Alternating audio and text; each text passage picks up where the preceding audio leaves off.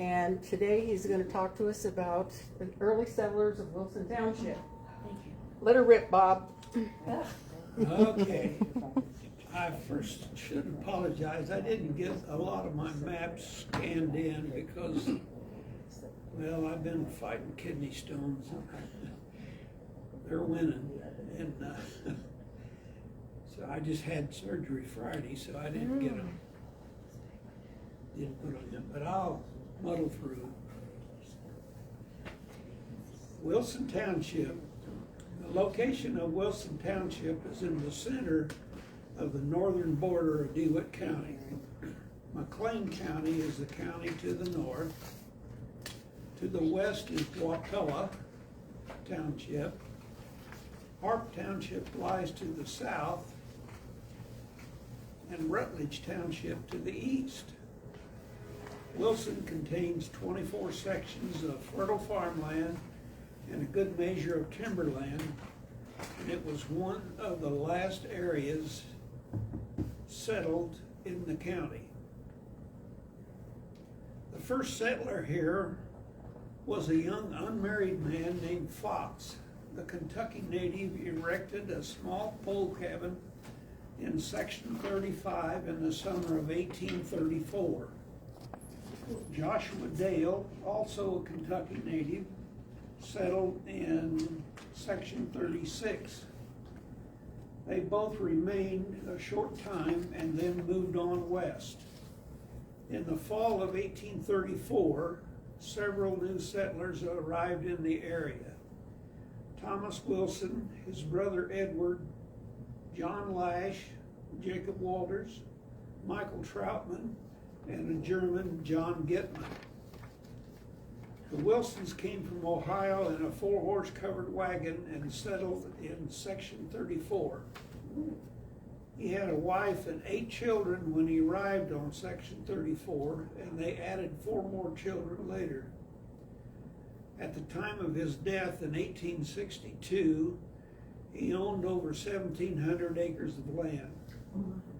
Jacob Walters, arriving from Ohio, settled on 80 acres along the east side of Salt Creek in section 36. It's the other Jacob. Yep. The older one. There you go. The site was chosen because there were 2 natural springs on the property. These springs made care for livestock and use of in the cabin very handy. Other settlers soon arrived by the names of Livingston, Scoggin, Palmer, Dale, and Walden. Most came from the east, but a few from Kentucky. My direct ancestor was Jacob Walters. His grandfather, Ephraim Walters, was captured by the Indians in 1756. Ephraim, his brother John, and sister Mary were kept by the Indians as slaves for 12 years. The 4 youngest children were killed during the capture because the Indians didn't want to take care of them. The baby was swung by its heels and smashed its head against a tree. These things were noted in the Philadelphia newspaper, and they're supposed. I have not seen the article, but they say it exists. A religious group, the Monrovian monks, negotiated their release. Ephraim was fortunate in that the chief chose him to replace his son that had been killed in a battle. As such, he enjoyed some privileges other captives did not. Mary was almost scalped when captured, but a squaw rescued her for a slave. She wore a bonnet her whole life to cover up her bare scalp, even in her coffin. A short time after their release, Brother John preferred the Indian way and went back to live with them. Ephraim married and had 15 children. When the boys were old enough to start farming for themselves, the land in southwestern Pennsylvania, which is in Fayette County, south of Pittsburgh. The land in southwestern Pennsylvania was scarce. Ephraim advised them that while he was a captive of the Indians, that they traveled to central Ohio. He said the farmland he saw there was some of the best he had ever seen. Ohio became a state in 1803. The Walters brothers, Andrew, Jacob, and William, ventured to central Ohio to Perry County just east of Columbus in 1805. Illinois became a state in 1818. Brothers Jacob and Andrew Jr. came to Illinois in 1834 to Wilson Township. Jacob had to travel back to Danville to enter his 80 acres. These records are supposed to exist in a library in Danville, but I've not been able to find them. I wanted to see if my ancestor could read and write, or if he signed with an X. There were many firsts for the area. The first grinding mill was several miles north of Wapella. It was small and with limited capacity. It could only turn out 10 bushels a day. Some customers had to stay a day or two to get enough corn or wheat ground. Each customer had to provide a horse to operate the mill. Jacob Walters said there were many buffalo skeletons scattered over the prairie and through the timber when he arrived. The wolves were many and very bold. They would run up to a cabin door and steal a pig. The dogs would handle the prairie wolves, but not the much larger timber wolves. Jacob Walters and John Lash broke the first ground and raised the first crop of corn in 1835. The nearest market was in Pekin, but farmers were often compelled to go to Chicago. The journey required 12 days with horses and 14 to 16 days with oxen. Edward Wilson and Martha Van Devender were the first couple married in the township in 1837.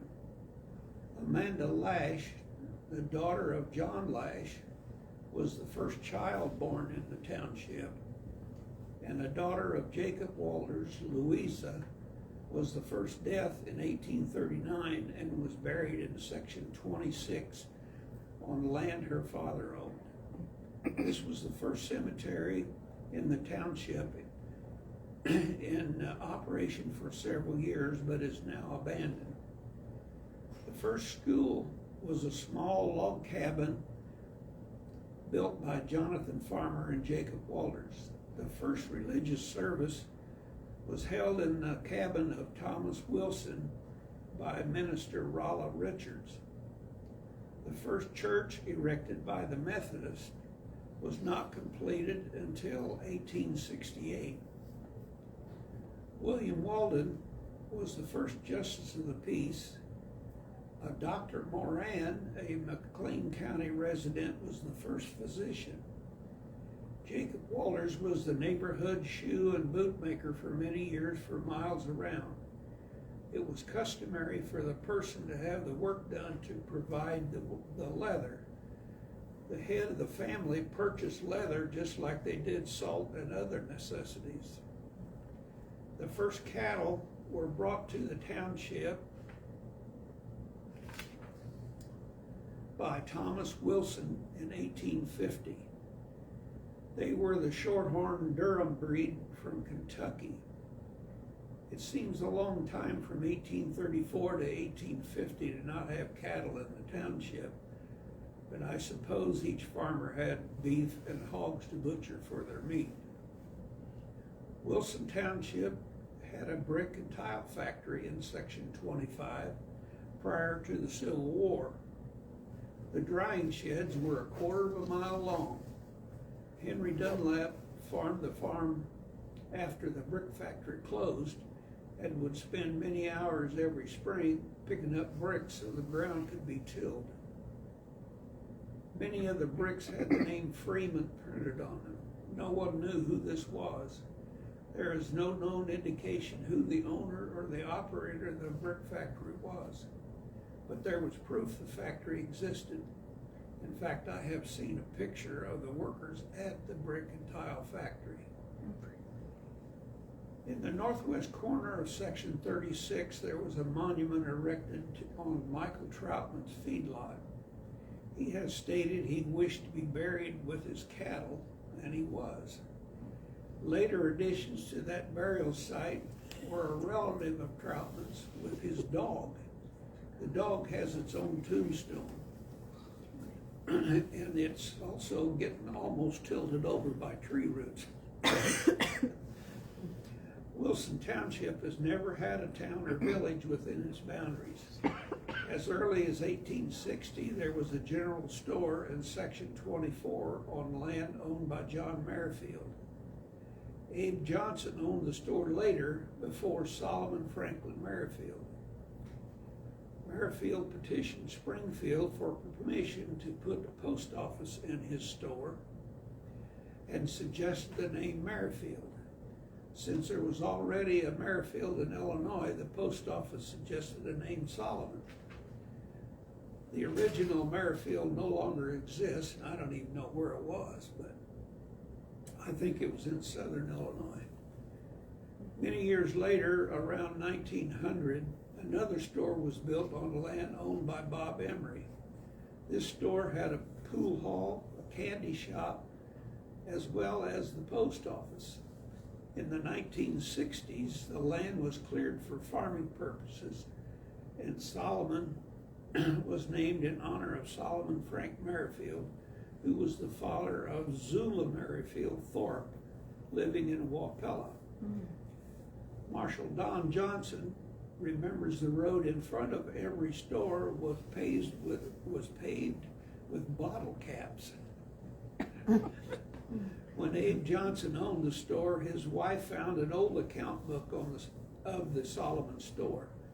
Names of some of the customers were Henry Britton, Eliza Walden, Solomon Johnson, John Merrifield, John Emery, Amos Harper, J.W. Vance, William Rutledge, and Peter Walker. The book was dated 1875 to 1880. In 1948, the county schools, or the country schools, were eliminated. The schools were consolidated into 7 community districts. There were, at that time, 6 country schools in Wilson Township, namely Enterprise, taught by Mrs. Florence Ensminger; Imperial, taught by Inez Wakefield; Britain, taught by Miss Julia Hunt; Kane, taught by Mrs. Maud Johnson; Heidelberg, taught by Mrs. Mabel Delane; and Moorville by Mrs. Florence Robinson. A few of the landowners during this later period were Thornton Thorpe, Paul Hart, John Warner III, Thomas Green, G.A. Wilson, L.J. Toohill, the Frank Green Estate, Wilbur Longbrake, R.F. Walden, W.F. Smith, C.R. Johnson, and Robert H. Davis. The population of the township in 1940 was 429. In 1950, it was 335. In 1960, 336. But in 1970, the population had dwindled to 184. There were 4 cemeteries in the township: the Troutman in section 36, the Walden in section 23, the Walters in section 36, and the Rucker Chapel Cemetery, located across the road from the Rucker Chapel Church. The first Rucker Chapel Church was built in 1865, but was destroyed by fire in 1832. The present Rucker Chapel was built in 1833. The Rucker Chapel was named after the first minister the church had. The land for Rucker Cemetery was donated by John and Rebecca Merrifield and platted in 1882. The church was deactivated in 1955. However, there are some limited activities of the church yet today. The Sunday following Memorial Day, the Farmer City American Legion Color Guard conducts a ceremony honoring the veterans buried in that cemetery. New officers for the organization are elected each fall at a wiener roast in the churchyard. A few years ago, the church was repainted and a new sidewalk installed to the front steps. Shortly thereafter, Helen Hume and Ernest Thorpe were married in the church. These are but a few stories and memories of a time the community is lost in history. There are many other stories, many other people, and many other memories connected to the Solomon area. My family has deep roots in that area. My great-great-grandfather dug the clay, made the bricks in a kiln on the site where he built a large 2-story house in Section 35. Is that Jacob? Yes. My great-grandfather, the younger Jacob, assisted him building the house when he returned from the Civil War. My grandfather, Lawrence, added a wooden addition with a larger kitchen on the west side in the 1920s. The house is still standing today, but has been vandalized and is in poor condition. Joey Maurer Long has a book at the homestead featuring the old houses of DeWitt County, and the old brick Walters home is one of them. Several of the young men from this area were involved in the Civil War. They were in the cavalry and the infantry both. There were some patriotic organizations formed by veterans such as the GAR. The women also formed an organization called the Women's Relief Corps. These organizations were formed for the social and medical benefit of the veterans. Most, if not all, of these activities of these organizations took place in Clinton. I am sure there were men that served during World War I and World War II and the Korean War eras. I know of one Vietnam veteran living in the township today, Thomas Music. There are lots more stories and memories of many people from the area. We owe a lot of gratitude to the original settlers who braved the unknown and ventured west under difficult traveling conditions to establish a new community. I can't imagine coming all the way from Ohio, crossing the Wabash River and all the creeks and stuff between here and there. I don't know where they got the courage. But that pretty well wraps up I have relatives buried in the Walter Cemetery and some in the Rucker Chapel Cemetery.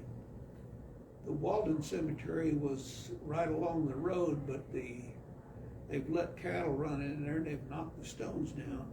And you used to be able to see it from the road, but you can't now. You gotta go look for it. Do you know who owns that property where it's located? No. Not today, I don't. But at one time there was the Wilsons and the Waldens and the Walters, all of them owned about 700 to 1,000 acres of land during the 1830s and 40s and back in there. And even the trip back to Danville to register your land would be a good horse ride. Any questions? There's one here. Are you related to Jerusha Walters and/or later Elizabeth Ann Walters, who married my third great-grandfather Benjamin Franklin Barnett, to whom Barnett Township is named after? I am descendant of Jerusha's son Simeon Allen Barnett. my knowledge. No.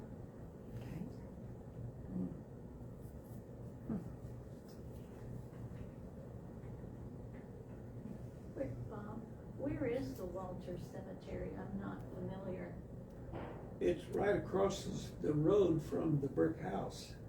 The Oh. brick house is on the west side of the road, and it sets back off of the road, and the lane that goes back to it is also the drive to a house. So you would kind of think that's the drive to the house, but the cemetery sits back there. Okay. That property is owned by Bob Rosenstock. That's who owns the property where Walter Cemetery is. The cemetery had been turned over to the township Yeah. quite a while back. So they're the ones that are supposedly responsible for it. Yeah, There was a lane that went straight up the hill, which is overgrown, and they have cleared that out to get equipment up there where he built a new shed or something up there. Yeah. So, but he has never stopped us from going up there to see the cemetery. But I don't know, Terry, about taking a bus up there. No, I wouldn't try to take a bus up there, but It's big enough opening to get the bus up the lane to get to the cemetery. If you don't go real fast when you go by there, you can see where the cemetery is from the road. a few years ago, they had a large tree go down in that Walter Cemetery, and Yes. it damaged some stones. But I think they Yes. put them back up and fixed them. I don't know. And I I'm don't know not about sure that. about that, but I know there was some damage done from the storm. And like I say, there are only three graves in that Troutman Cemetery, and one of them's for a dog. And the tree roots are about to push the stones over on that one. It's buried too close to the tree.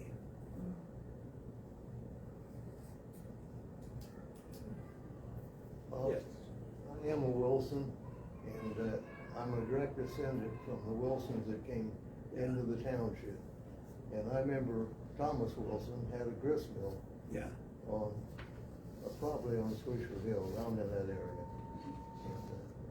And, me and my cousin Joanne Manley, I think you all know her probably, and we did a lot of research out on there ourselves. It was very interesting. yes. I am a direct descendant from the Wilsons that came in here.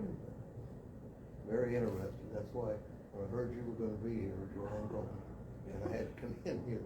Thank you. Yeah, there were several Wilsons here. They were quite prominent in the area. Oh, yeah. Also, I read a thing in another book about Abraham Lincoln used that route from Wapella to come to Clinton when he was on his circuit. And they had I think Bob Emery, or maybe it was the Wilson, had a grist mill on Salt Creek. And he would stop and talk to the guys that were hanging around there. Yeah. So it's quite possible that our ancestors got to talk to Abraham Lincoln. I don't know. wouldn't surprise me too much, would it you? No. He didn't tell me that, no.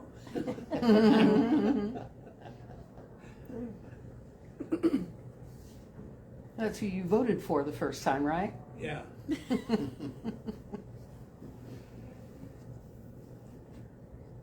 Came to his rally here in Clinton. Yeah. Well, that's the end of it. Well, thank you very much, Bob. That was very interesting. Again, I apologize for not having that stuff scanned in so we could look at it a little better, but Well, that's not the end of the world. We got to see a little bit of it. I'd like to make one note. I apologize for being late, Bob. You were talking about Rucker Chapel. I wish I'd picked up on all of it. I go out there every May and tune the piano for the Memorial Day service. I'm just charmed by the numbers on the pews that are from the days when you rented your pew. yeah. Yes. Now, there was No, it's been, I don't remember how many years ago now, but we did a lot of work up there. Bill Walden and I and another man repainted the thing and hired a guy to put the new sidewalk in up to the front steps and fixed it up pretty nice. I had my man lift up there and I got it stuck several times, but I got it out. And it wasn't easy to haul up there either.